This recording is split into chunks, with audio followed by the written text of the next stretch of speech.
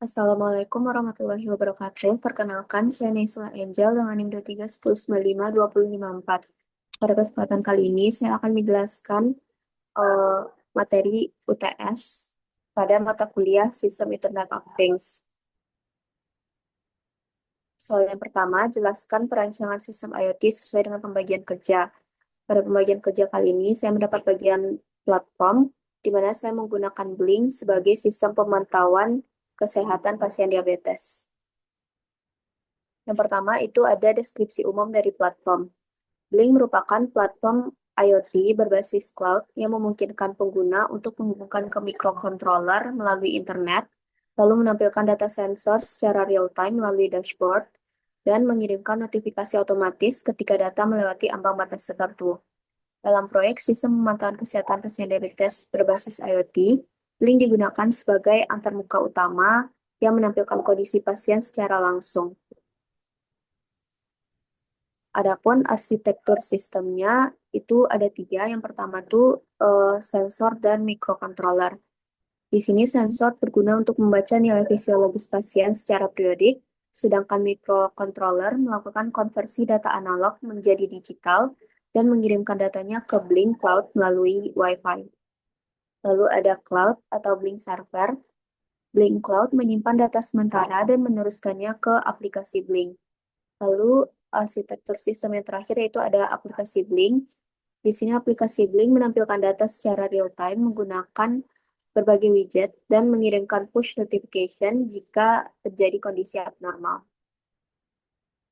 Adapun komponen Blink yang digunakan di sini ada 5. Yang pertama ada value display, itu untuk menampilkan nilai kadar gula darah, denyut jantung, dan suhu tubuh dalam bentuk angka secara real-time. Lalu ada gauge atau level.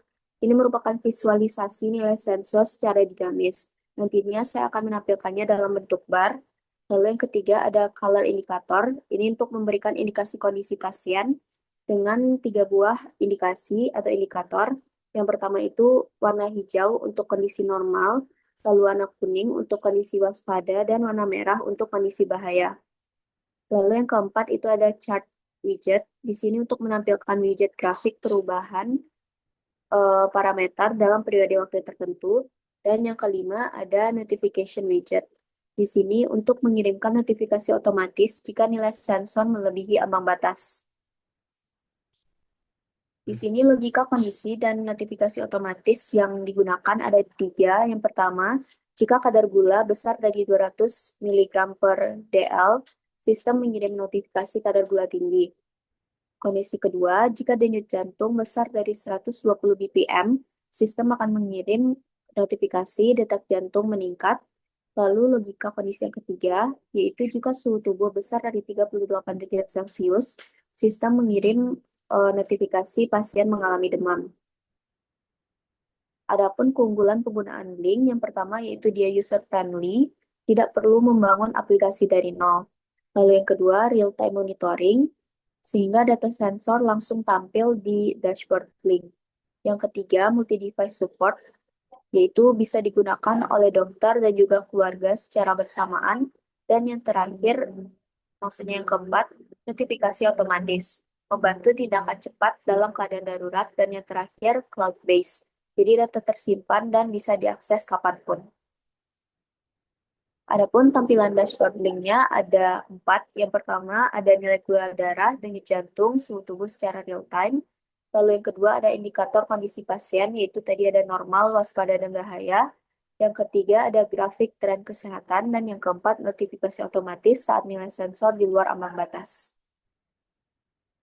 Lanjut ke soal yang nomor 2, jelaskan keterkaitan tugas yang dikerjakan dengan anggota lain. Di sini saya akan menjelaskan keterkaitan antara platform dengan aplikasi dan komunikasi. Yang pertama, saya akan menjelaskan hubungan bagian platform dengan aplikasi. Sebelumnya saya akan menjelaskan terlebih dahulu bagian dari aplikasi secara umum. Di sini aplikasi menangani integrasi sensor fisik dan microcontroller, di mana meliputi yang pertama, pulse sensor Max 30100. Gunanya untuk mendeteksi denyut jantung dan kadar oksigen pasien. Yang kedua ada DS18B20, gunanya untuk mengukur suhu tubuh. Dan yang ketiga ada blood pressure sensor. Di sini untuk mengukur tekanan darah.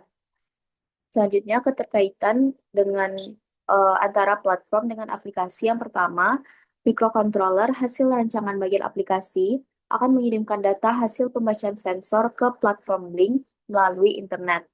Jadi Blink tidak akan berfungsi tanpa data dari bagian aplikasi karena semua tampilan real-time, indikator, dan notifikasi di Blink bergantung pada data sensor yang dikirimkan. Sebaliknya, hasil yang dikirimkan oleh microcontroller tidak akan bisa dimanfaatkan dengan baik tanpa visualisasi dan notifikasi dari platform Blink. Selanjutnya, hubungan bagian platform dengan komunikasi. Yang pertama, untuk bagian komunikasi itu ada dua. Yang pertama, media transmisi data dari microcontroller ke server. Lalu yang kedua, integrasi dengan dokter app, yaitu aplikasi atau interface yang digunakan dokter untuk memantau data pasien. Selanjutnya, keterkaitannya dengan platform, yaitu platform Blink menjadi jembatan utama antara sistem komunikasi dan aplikasi pengguna. Yang kedua, data dari sensor dikirim melalui jaringan komunikasi, baik itu Wi-Fi ataupun sejenisnya, lalu masuk ke Blink Cloud, lalu ditampilkan ke dashboard Blink dan diteruskan ke dokter app jika diperlukan. Baiklah, sekian penjelasan dari saya. Apabila ada kesalahan, saya mohon maaf. Saya akhiri dengan Assalamualaikum warahmatullahi wabarakatuh.